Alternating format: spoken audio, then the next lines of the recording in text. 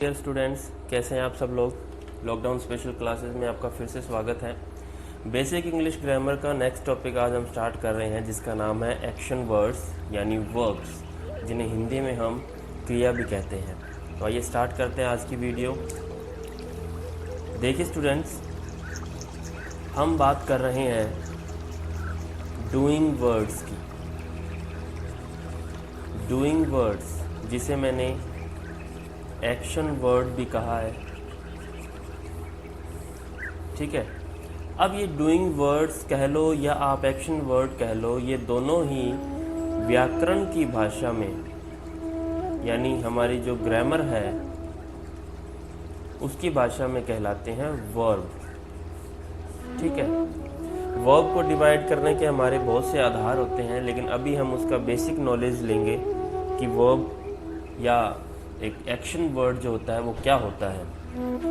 देखिए, action word की अगर अपने परिभाषा की बात करें तो एक्शन वर्ड वो होता है अ वर्ड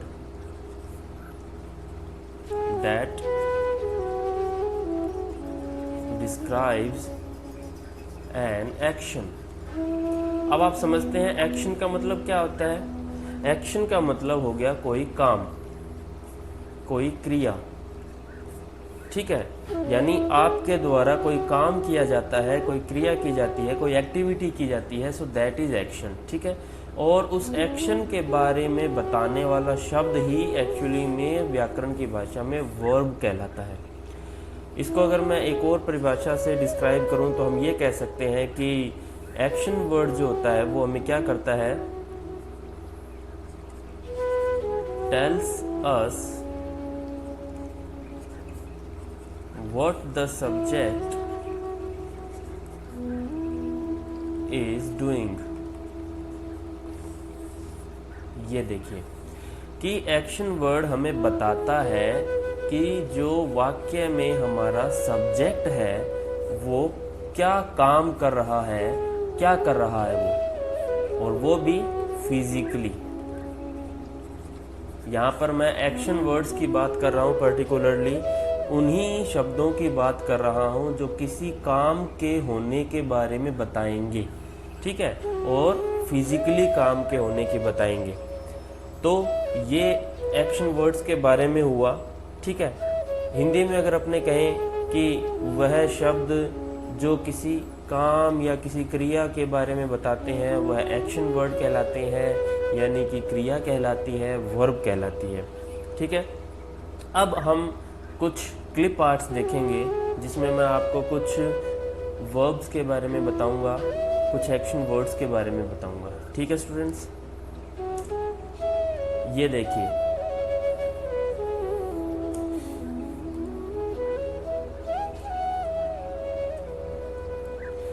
ये देखिए आपके सामने सबसे पहली क्लिप है कि अलार्म बजते ही कैसे ये डक जो है नींद से जाग गया, ठीक है। तो पहला वर्ब यानी पहला एक्शन वर्ड हमारा होता है वेक।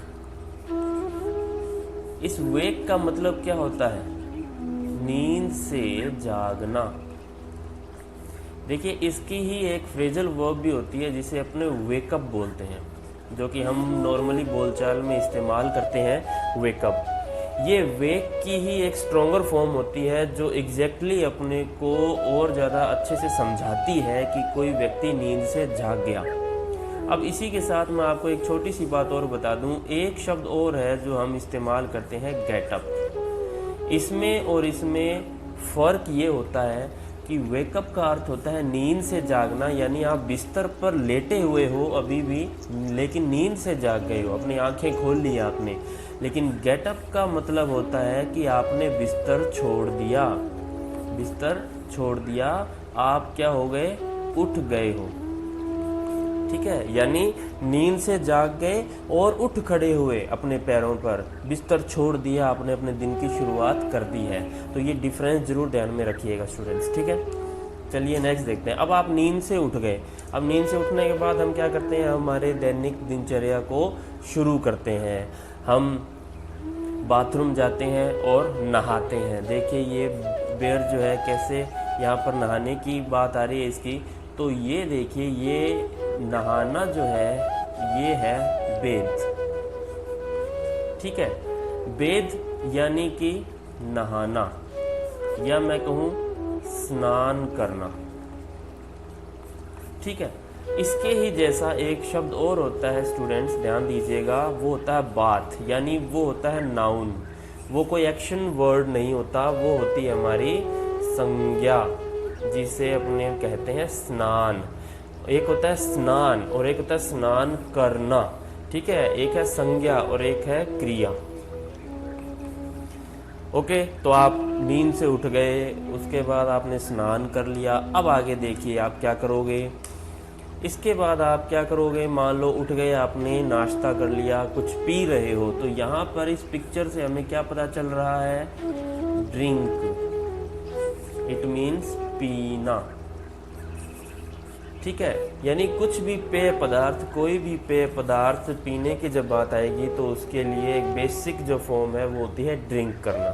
ठीक है स्टूडेंट्स, इसके बाद नेक्स्ट देखते हैं। आपने नाश्ता कर लिया, इसके बाद देखिए क्या करेंगे आप, ये देखिए आप पीना आ गया, उसके बाद अब क्या आ गया, इसकी पिक्चर से हमें समझ आ रहा है कि ये कुछ खा रही है, इट मीन्स ईट, EAT, ईट, यानी खाना या भोजन करना भी आप कह सकते हो इसको, या खाना। ठीक है, अब खाना खाने के बाद क्या करोगे आप, खाना खाने के बाद ऑब्वियसली आप पढ़ाई करने के लिए बैठोगे। तो यहाँ पर क्या शो हो रहा है, ये देखो, बैठना। ठीक है, और बैठना को हम इंग्लिश में बोलते हैं स्टूडेंट्स सिट। ठीक है, और ज़्यादा स्ट्रॉन्गर फॉर्म में आप एग्जैक्टली कुछ समझाना चाहते हो तो आप फ्रेजल वर्ब सिट डाउन भी यूज़ कर सकते हो, लेकिन इस बालिका की तरह आप बिल्कुल भी नहीं बैठेंगे कि ये पढ़ने बैठी और इसको अचानक से नींद की झपकी आ गई। ठीक है, चलिए नेक्स्ट देखते हैं।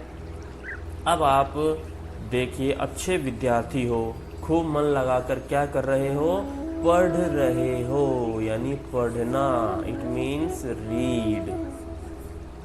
ठीक है, देखो रीड का अर्थ उच्चारण करना भी होता है, उच्चारण करना, यानी किसी लिखित सामग्री को आप उच्चारित करते हो उसे, उच्चारण करते हो उसका, पढ़ते हो उसे। ठीक है, तो ये है रीड करना। आप मन लगाकर रीड करोगे और मन लगाकर क्या करोगे, लिखोगे, यानी कि लिखना। और लिखना को क्या बोलते हैं स्टूडेंट्स, राइट, WRITE, राइट, यानी लिखना। ठीक है, अब जब आप मन लगाकर पढ़ रहे हो, मन लगाकर लिख रहे हो, मन लगाकर आप क्या कर रहे हो, ड्राइंग कर रहे हो, यानी चित्रकारी करना, चित्रकला। ठीक है, चित्र बनाना। तो इसे अपने बोलते हैं DRAW, ड्रॉ। ठीक है, क्या है, DRAW, ड्रॉ, यानी कि चित्र बनाना। अब आप खूब मन लगाकर पढ़ रहे हो, खूब मन लगाकर लिख रहे हो, खूब मन लगाकर अन्य एक्टिविटीज़ के अंदर भी बहुत एक्टिवली पार्ट कर रहे हो, तो आपके ऑब्वियसली मार्क्स तो बहुत अच्छे आएंगे। और जब आपके मार्क्स बहुत अच्छे आएंगे तो आपके सब परिवार वाले क्या करने लग जाएंगे, कूदने लग जाएंगे, कूदना, छलांग लगाना, है ना, जिसे इंग्लिश में हम बोलेंगे जंप। क्या बोलेंगे, जंप, JUMP, जंप, यानी कूदना, छलांग लगाना। देखिए, अब खुश हो गए घर वाले, अध्यापक गण सब खुश हो गए, तो आप तो बहुत ज़्यादा खुश होंगे। आप क्या करने लग जाओगे, आपने खूब सारे मार्क्स देखने के बाद नाचना शुरू कर दोगे। क्या करना, नृत्य करना, नाचना, इट मीन्स डांस। ठीक है स्टूडेंट्स, तो डांस भी हमारी क्या हो गया, एक हमारा एक्शन वर्ड हो गया, यानी कि एक वर्ब। ठीक है, अब आपके अच्छे मार्क्स आ गए, आप डांस कर रहे हो, नाच रहे हो, लेकिन अगर मान लो आपके अच्छे मार्क्स न आए तो क्या होगा? ये देखो बेचारा कैसे गला फाड़ फाड़ के रो रहा है, यानी विलाप करना, विलाप करना, रोना। ठीक है, इसे क्या बोलेंगे अपने? क्राई। देखिए स्टूडेंट्स, इसकी ही तरह एक शब्द और होता है, यानी वीप। एक्चुअली में आंखों में आंसू आना और हल्का सुबक करके रोना, वो वीप होता है, यानी आंसू आने की कंडीशन को वीप कहते हैं। लेकिन चिल्लाना, चिल्ला करके कुछ कहना या जोर जोर से रोना, वो होता है क्राई, CRY, क्राई। ठीक है स्टूडेंट्स, तो ये आप ध्यान रखिएगा। अब भैया आप पढ़े नहीं तो आप रोने लग जाओगे, घर वाले भी रोते हैं, हमारे जैसे पढ़ाने वाले भी रोएंगे, क्या करेंगे बेचारे जब पढ़ेंगे नहीं तो। और दूसरे क्या करेंगे? दूसरे आप पर हंसेंगे। ये देखो कैसे हंस रहा है, यानी लाफ। ठीक है, हंसना। क्या करेंगे? हंसना।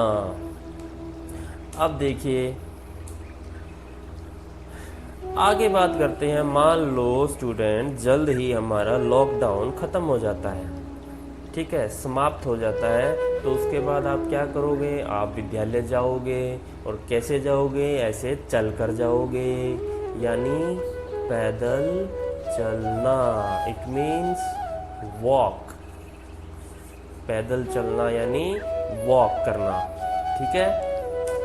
अब कुछ बच्चे ऐसे होते हैं जो पैदल चल के तो पहुंच नहीं पाते, बेचारों को क्या करना पड़ता है? दौड़ना पड़ता है, देरी हो जाती है स्कूल पहुंचने में, यानी रन, RUN, रन यानी दौड़ना। ठीक है। और कुछ तो महानुभाव ऐसे होते हैं दौड़ने से भी नहीं पहुंच पाते, बेचारों को भयंकर स्पीड से दौड़कर जाना पड़ता है, यानी बेचारे ऐसे आते हैं जैसे उड़ते हुए आ रहे हों। तो ये क्या हो गया? उड़ना। It means fly. ठीक है। अब देखिए आगे। और जब इतनी स्पीड से भागते हुए आओगे तो गिर भी जाओगे। ये देखो कैसे धड़ाम धड़ाम गिरते हुए आ रहा है, तो ये हो गया फॉल, यानी गिरना। ठीक है, गिरना, लुढ़कना। ठीक है, तो ध्यान से चलेंगे हम। आगे देखिए। अब शाम को स्कूल पूरा होने के बाद आप क्या क्या करते हो? शायद आप गाना गाते हो, यानी गाना, या इसे मैं यूं कहूँ गीत गाना। तो क्या हो गया? सिंग। ठीक है, क्या हो गया? सिंग। और क्या क्या काम करते हो बच्चों आप अपने फ्रेंड्स के साथ, भाई बहन के साथ खेलते हो, यानी खेलना। वो हो जाएगा हमारा प्ले, PLAY, प्ले। और क्या करते हो आप? खेलते भी हो तो आप फुटबॉल खेलते समय, ओ देखो गिर गया। फुटबॉल खेलते समय आप क्या करते हो? उस फुटबॉल के किक मारते। क्या करते हो? लात मारना, या उसे हम ठोकर मारना भी कह सकते हैं, यानी किक करना। समझ गए आप? लेकिन किक जरा ध्यान से कीजिए, जैसे ये बच्चा गिर गया वैसे गिरना नहीं है हमें। ठीक है, चलिए आगे देखते हैं। और क्या क्या करते हैं आप विद्यालय से जाने के बाद? आप बहुत सी बातें करते हैं, वार्तालाप करते हैं, बातचीत करते हैं। बातचीत करना, इट मीन्स टॉक। क्या? टॉक। ठीक है। और आगे देखिए क्या करते हैं, बताइए जरा। ये देखिए, अब घर में रहोगे तो घर वाले काम भी बताएंगे। पापा बोलेंगे कि बेटा जा वो स्टूल उठा और उसे वहाँ रख कर आ जा, लेकिन वो स्टूल आपके लिए भारी हो तो आप क्या करोगे? उसे वहाँ से उठा कर रखने की बजाय आप क्या करोगे? उसे धकेलोगे, यानी धकेलना, धक्का मारना। वो क्या होता है हमारा? पुश। क्या होता है? PUSH, push. ठीक है। अब देखिए अब आप अपने छोटी बहन के साथ खेलते भी हो और खेल खेल में ऐसा खेल खेलते हो, उसे गाड़ी से क्या करते हो, खींचते हो, यानी खींचना।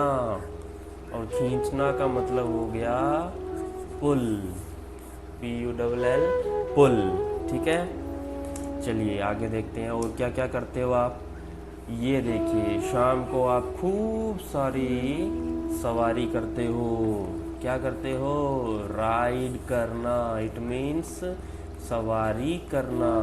अब सवारी तो बहुत सी चीज़ों की जा सकती है, घोड़े की सवारी, ठीक है, मोटरसाइकिल की सवारी, ठीक है, आपकी साइकिल की सवारी। तो सभी प्रकार की चीज़ों की सवारी करने को राइड बोलते हैं। लेकिन आप इसके लिए एक और वर्ब भी यूज़ कर सकते हो। पर्टिकुलर अगर साइकिल चला रहे हो तो उसे साइकिलिंग भी बोलते हैं, यानी साइकिल चलाना, साइकिलिंग। ठीक है, चलिए आगे देखिए और क्या करते हो आप। अरे वाह, आप शाम को नदी में, तालाब में, कुएं पर, स्विमिंग पूल में क्या करते हो, तैरते भी हो पानी में। शाम को अटखेलियाँ करते हो। स्विमिंग यानी स्विम करना, SWIM, स्विम यानी तैरना।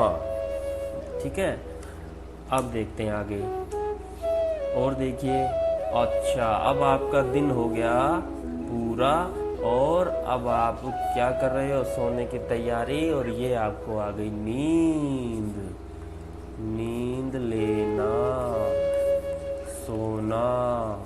ठीक है, क्या बोलेंगे उसे, स्लीप। ठीक है विद्यार्थियों, तो हमने शुरुआत की थी वेक से, यानी नींद से जागना, और अंत हो रहा है स्लीप पर, यानी कि समापन हो रहा है स्लीप पर, यानी कि सोना। तो विद्यार्थियों, ये थे हमारे कुछ इम्पोर्टेंट और जनरल यूज़ होने वाले हमारे एक्शन वर्ड्स। एक्शन वर्ड्स मैंने आपको बताया कि वर्ब को कहते हैं जो फिज़िकली हम यूज़ लेते हैं। वो सारे शब्द जो होते हैं हमारी जो क्रिया को बताते हैं, काम के बारे में बताते हैं, जो वाक्य का जो कर्ता है उसके द्वारा किया जाने वाला काम। ठीक है, अब मैं आपको होमवर्क देता हूँ। होमवर्क के लिए ये देखिए आपके सामने, आज कुछ इंटरेस्टिंग होमवर्क है आपके लिए। इसमें आपको मैंने एक क्रॉसवर्ड पजल दी है, एक क्रॉसवर्ड पजल है। और इस क्रॉसवर्ड पजल में आपको करना क्या है, इसमें देखिए एक पजल के अंदर एक तो आप बाएं से दाएं ऐसे शब्द लिखते हैं और एक आप ऊपर से नीचे ऐसे लिखते हैं। बाएं से दाएं को अक्रस बोलते हैं और ऊपर से नीचे वाले को डाउन बोलते हैं। अब यहाँ पर खूब सारी फ़ोटो लिखी हुई है। जिस फ़ोटो के साथ में A लिख करके अंक दिया हुआ है, इसका मतलब आपने उस फ़ोटो को पहचानना है और उस फ़ोटो में किस काम के बारे में बताया गया है, उस काम को उन डिब्बों के अंदर आपने बाएं से दाईं ओर लिखना है। यानी A का मतलब हो गया अक्रस, और अक्रस का मतलब मैंने आपको बताया था बाएं से दाएं। और दूसरा हो गया D। जिन पिक्चर्स के आगे D लिखा है, इसका मतलब उनको आपने पहचान कर उनका जो कार्य है, उनका जो शब्द है, उसे आपने ऊपर से नीचे लिखना है, यानी डाउन। D मतलब डाउन। ठीक है, अब जैसे अपने एग्जाम्पल लेते हैं सिंपल सा, जैसे ये देखिए A8 यहाँ पर लिखा हुआ है। अब ये मंकी जो